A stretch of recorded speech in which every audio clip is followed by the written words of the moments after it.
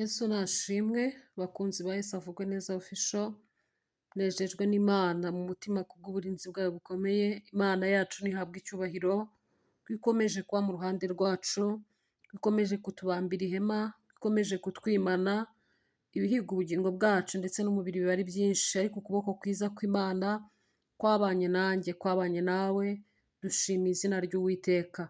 Imana nihabwa icyubahiro mu izina rya Yesu. Reka dusangire ijambo ry'Imana, nifuza ko dusengeramo, turisome mu gitabo cy'umuhanuzi Yeremiya, turasoma ibice byaho 33, umurongo waho wa 2 ndetse n'umurongo wa 3, iryo jambo tugiye gusengeramo isengesho ry'uyu munsi.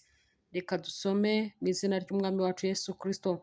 Haranditse ngo, uku niko Uwiteka avuga, ari we ugira icyo akora, ari we ukirema akagikomeza. Uwiteka ni ryo zina rye, aravuga ngo, ntabaza ndagutabara, nkwereke ibikomeye biruhije utamenya. Mana ishimwe. Reka nsubiremo. Uku niko Uwiteka avuga, ari we ugira icyo akora, ari we ukirema akagikomeza. Uwiteka ni ryo zina rye, aravuga ngo, ntabaza ndagutabara, nkwereke ibikomeye biruhije utamenya. Amen. Imana yacu nihabwa icyubahiro, Imana yacu rishyirwe hejuru. Ijambo ry'Imana ni ubuzima ku muntu uryizera. Ijambo ry'Imana ni umutsima utera imbaraga. Ijambo ry'Imana rijya ridukomeza mu rugendo. Ijambo ry'Imana riraduhumuriza twihebye. Ijambo ry'Imana riraduhugura tugiye guta inzira. Ijambo ry'Imana ribonekamo ubujyanama. Ijambo ry'Imana ryuzuye byose dukenera muri ubu buzima bwacu bwa buri munsi. Icyiciro cyose waba ubarizwamo, iyo usomye ijambo ry'Imana usangamo ibyo kukugirira umumaro. Imana yacu nishimwe cyane. Dusomye ijambo ry'Imana. Imana ni ijambo yavuganaga na Yeremiya, ariko none uyu munsi ni njyewe, ni wowe ubwiwe iri jambo ngo Uwiteka aravugana nawe, ari we ugira icyo akora, ari we ukirema kandi ari we ugikomeza. Ni we gusa ubasha kugira icyo akora, ni we ukiremesha imbaraga ze n'ukuboko kwe kwiza, kandi yamaze kukirema aragikomeza. Akubwiye iri jambo ngo, ntabaza ndagutabara, kandi nkwereke ibikomeye biruhije utamenya. Imana ishimwe. Imana yacu nihabwa icyubahiro. Tabaza Imana, ariyo mutabazi, ariyo murengezi, ariyo ibasha gusubiza buri kimwe mu by'umutima wawe wibaza umunsi ku wundi. Bya bindi wasengeye igihe kirekire, bya bindi ubwira Imana umunsi ku wundi, ijwi ry'Imana rivuganye nawe muri iri jambo ngo, tabaza Uwiteka agutabare, kuko abasha kukwereka ibikomeye biruhije wowe utabasha kumenya. Ubasha guhishura ibihishwe, ubasha gufindura imigambi y'ibiriho n'ibizaba. Ijambo ry'Imana ryarambwiye ngo, ihagarara mu itangira ikamenya iherezo. Imana ishimwe. Ni Imana ihagarara mu itangira ikamenya iherezo. Ni Imana ibana n'abantu bayo uko bwije n'uko bukeye.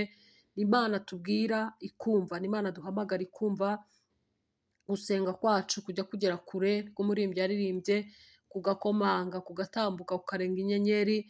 Nuko umutima w'umuntu ukajya imbere y'Imana ushaka kureba Imana. Imana ishimwe. Ijambo rero rivuze ngo, ntabaza ndagutabara, niko akanwa k'Uwiteka kavuze. Ntabaza ndagutabara, nkwereke ibikomeye biruhije utamenya.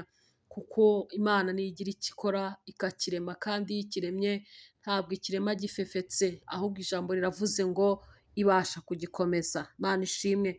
Byashoboka ko ufite icyifuzo urimo kureba ukavuga ngo, ninde ndi bubwire?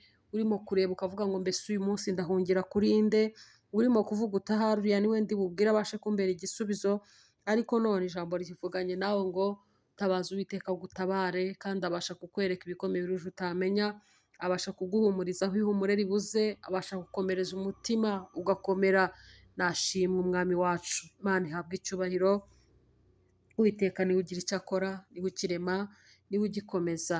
Kubw'imbabazi ze rero, kandi kubw'imbaraga ze, mwemerera dusengere muri iri jambo, tumubwire ngo, noneho turaguhamagaye, noneho turagutabaje, noneho turakubwiye, kuko tuzi kubasha kutwumva, kandi ubasha guhaza kwifuza kw'imitima yacu. Imana ishimwe. Ijambo ryarambwiye ngo, Imana iyo ipfumbatuye ikiganza cyayo ibasha guhaza kwifuza kw'abari mu isi yose. Ni Imana ibasha gupfumbatura ikiganza igahaza abari ku migabane yose y'isi. Ni Imana ibasha gupfumbatura ikiganza cyayo igahaza abari mu mijyi itandukanye ndetse n'abari mu byaro hirya kure hatamenywa n'abantu, ibasha kugerayo kubw'ukuboko kwayo kw'imbaraga nyinshi. Imana ishimwe. Ni Imana ibasha gupfumbatura ikiganza igahaza ababyeyi bafite abana benshi ikabahazanya n'abana babo. Ni Imana ibasha gupfumbatura ikiganza igahaza ba bandi batagira n'umwe ikabahazanya n'imitima yabo. Ni Imana ibasha gupfumbatura ikiganza igahaza kwifuza kw'abagabo. Imana ishimwe. Ni Imana ibasha gupfumbatura ikiganza igahaza kwifuza kw'abasore. Imana ishimwe. Ni Imana ipfumbatura ikiganza igahaza kwifuza kw'abakobwa ndetse n'abana batoya. Ni Imana yagutse. Ni Imana ifite ububasha. Tabaza rero Imana igutabare kuko ibasha kukwereka ibikomeye biruhije wowe utamenya. Niyo igira icyo ikora, niyo ikirema, niyo igikomeza muri ibyo bikuruhije. Hari igihe waba waramaze igihe uhanze amaso ku bantu, n'ubu ukaba ukiri muri icyo cyiciro akaba ari uko ukibyumva, ariko Imana yo mu ijuru abantu ijya ibahindura ibikoresho kugira ngo umugambi wayo usohorere muri bo. Rero wihanga amaso abantu, ahubwo tumbira Uwiteka, niwe banze ryo kwizera kandi abihanganye bitwa abanyehirwe. Wihangane mu bikugoye n'ibikuruhije, umutumbire kandi umuhanga amaso kuko avuganye nawe ngo mutabaza aragutabara kandi arakwereka ibikomeye biruhije wowe utabasha kumenya. Imana ishimwe. Arakwereka ibikomeye biruhije, ibyo utabasha gushyikiriza amaboko, ibyo utabasha gushyikiriza amaso, bya bindi uvuga ngo mbese ndahera he, mbese ndabivuga mu buhe buryo, mbese ndakora iki gikorwa mpereye he ko mbona ntabona inzira. Imana yitabaze iragutabara. Imana yihamagare ikugenda imbere. Ijambo ryarambwiye ngo ikoreze Uwiteka urugendo rwawe, umwiringire abe ari we wiringira, nawe azakuyobora, nawe azaguha umugisha, azakubera inkomezi mu rugendo. Imana ishimwe. Tabaza rero ndagutabara nkwereka ibikomeye biruhije utamenya, kuko ari njye ugira icyo nkora nkakirema nkagikomeza. Niko akanwa k'Uwiteka kavuganye natwe muri iri jambo. Reka imitima yacu yongeye kugira Imana icyizere. Numvaga tugiye gusengera muri iri jambo. Yesu aguha umugisha kandi agushyigikire kandi akumvire. Mana nkuru, Mana ishobora byose, Mana yo kwizerwa, uri Imana yumva gusenga kwacu, uri Imana itwitaho uko bwije n'uko bukeye. Ukuboko kwawe kw'imbaraga niko uturamiza, niko uturindisha. Neza yawe niyo idufubika uko bwije n'uko bukeye. Izina ryawe nirihabwe icyubahiro. Tugushimiye uburinzi bwawe twabonye iminsi yose yo kubaho kwacu. Tugushimiye ukuboko kwawe kw'imbaraga waturindishije. Tugushimiye ahamanuka n'ahazamuka twarindiwe. Tugushimiye ahatambika, tugushimiye ibibaya n'ibikombe waturindiyemo. Tugushimiye imisozi n'amataba twarindiwemo. Izina ryawe nirihabwe icyubahiro. Turagushimiye abato n'abakuru, turagushimiye ineza yawe yadufubitse. Ukuboko kwawe kwaturamiye mu gihe cyagiye gikomera mu buryo butari bumwe. Izina ryawe nirihabwe icyubahiro. Turagushimiye rero Mana, tugushimiye ibyo wakoze iminsi yose yo kubaho kwacu. Ukuboko kwawe kwaraturamiye, ntabwo twabyibagirwa, ntituzanabyibagirwa. Turagushimiye nushyirwe hejuru. Ijambo ryawe riravuze ngo tugutabaze uradutabara, kuko ari wowe ubasha kutwereka ibikomeye biruhije tutamenya, kandi ni wowe ugira icyo ukora ukakirema kandi ukagikomeza. Ducishijwe bugufi ngo tubanze twezwe n'amaraso, dukureho umugayo n'urubanza. Ya maraso Kristo yamennye atweze, adukureho ibyaha n'ibicumuro, kuko uhereye kera wajya gukiza imitima ndetse ugakiza n'imibiri. Nuko rero Uwiteka nyemerera dusengere muri iri jambo, natwe tuvuge ngo turatatse kandi turatabaje, turahamagaye kuko dukeneye gutabarwa n'Imana. Turayinginze ngo izibe mu ruhande rw'umuntu wese ufite icyifuzo cy'uburyo butandukanye, ari abarwaye, barwaye indwara bagendana, isi itamenya, abantu batamenya, ariko bo ubwabo bakaba bazi n'imitima yabo ko bahagaritse imitima kubw'uburwayi butarangira bafite, bagendana mu modoka, bagendana ku binyabiziga bitandukanye, bagendana mu tuzi bakora. Ukuboko kw'Imana nikurengera abo ngabo.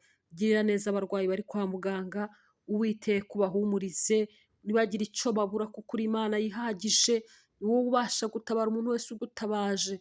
Ugire neza kandi n'abaganga bari kwita ku barwayi, ubabere umurinzi kandi ubashyigikire, wungure ubwenge bwabo kugira ngo bakore nk'abakoreshwa n'Imana, abantu bunguke kongera kubona amashimwe mashya. Girira neza abanyeshuri ku mashuri, uhagarike umwuka w'indwara zitandukanye zidafite ubusobanuro, ukuboko kw'Imana gukomeze kurinda abantu bayo. Mu izina rya Yesu uhagarike umwuka w'impanuka mu nzira, turakwinginze ngo ukuboko kwawe gukomeze kurinda abantu, bato n'abakuru barindwe, kuko uri Imana ishobora byose, kandi gusenga kwacu kugereho, uko tugutabaje ubasha kudutabara nk'uko ijambo rye rivuze. Ni ukudukomereza amaboko rero, ibyifuzo bitandukanye dufite, utubere umutabazi, utubere umurengezi, utubere inkomezi, utubere ibyiringiro, tugufite mwami, ntitwifuza undi murengezi. We mu ruhande rw'umuntu wese, bafite ibyifuzo bitandukanye, bafite ibigeragezo, bafite intambara, bafite amarira n'amaganya, barara barira, babuze uwo gutakira n'uwo kubwira mwami, ni ukuri iri jambo turisengeyemo ngo ubabere umutabazi, kuko wowe ntabwo ujya unanirwa, nturuha, ntusinzira, ahubwo uhora witeguye kugirira neza abantu bawe. Tugushimiye ibyatubayeho, tugushimiye ibyo wakoze, tugushimiye intambara waturwaniriye, tugushimiye amarira waduhojeje, tugushimiye aho watuvugiye, tugushimiye aho waturokoye urupfu rukomeye, tugushimiye aho wadutambukije tutari gutambuka. Nuhimbazwe mwami Yesu, tukuragije n'ibiri imbere rero, ukuboko kwawe kwiza kubane n'abantu bawe, bakubaha abo mu isi bose bagirirwe neza nawe, abifuza kukumenya nubimenyekanishe, kandi umwuka wera arokora abantu urupfu rw'ibyaha.